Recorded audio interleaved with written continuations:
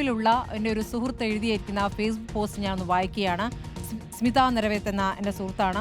V are safe here. അവർ അജ്മാനിലാണ്. അജ്മാനിലെ എൻ്റെ കുഞ്ഞു പാർട്ടീഷൻ മുറിയുടെ ഒരു ഭാഗം കടലിലേക്ക് കാഴ്ച നൽകുന്ന ഒരു ഗ്ലാസ് പാളിയാണ്. 17ാം നിലയുടെ താഴെ തെരുവിൽ നിലയ്ക്കാത്ത ചലനങ്ങളും ബഹുനില കെട്ടിടങ്ങൾക്കപ്പുറം ഏകദേശം 1 കിലോമീറ്ററിനകത്ത് കടലുമാണ്. എൻ്റെ കിടക്കയിൽ നിന്ന് ഞാൻ ആകാശവും കടലും ചേരുന്ന കാഴ്ച കണ്ടാണ് ഉണരാറ്. ദിവസം മുഴുവൻ കടലിൻ്റെ നിറം മാറുന്നതും ആകാശത്തിൻ്റെ രൂപം മാറുന്നതും നോക്കിയിരുന്നാലും മടുക്കില്ല. ജോലി കഴിഞ്ഞു വന്നാൽ ഒരു കപ്പ് കാപ്പിയുമായി ഞാൻ ആ ജനലിനരികിലിരിക്കും.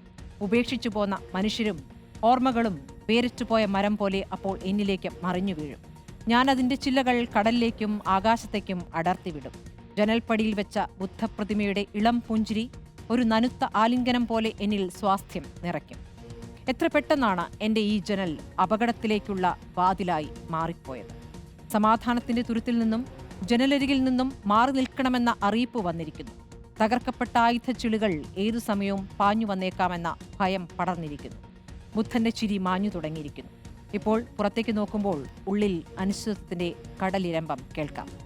മാറി നിൽക്കാൻ ഇടമില്ലാത്ത മുറിയിൽ ഇരുട്ടിൽ യുദ്ധത്തിന്റെ ആരവങ്ങൾ മുഴങ്ങുന്ന ആകാശത്തേക്ക് മിഴികൾ നട്ടുകിടക്കുമ്പോൾ ഞാൻ മരിച്ചവരെ ഓർക്കും.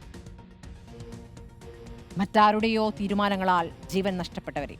അപ്പോഴും കൂടെ ജീവിക്കുന്നവരുടെ സ്നേഹത്തിന്റെ പച്ച ഞരമ്പുകൾ പ്രതീക്ഷയിലേക്ക് വേരുകളാഴ്ത്താൻ പ്രേരിപ്പിച്ചുകൊണ്ടേയിരിക്കും.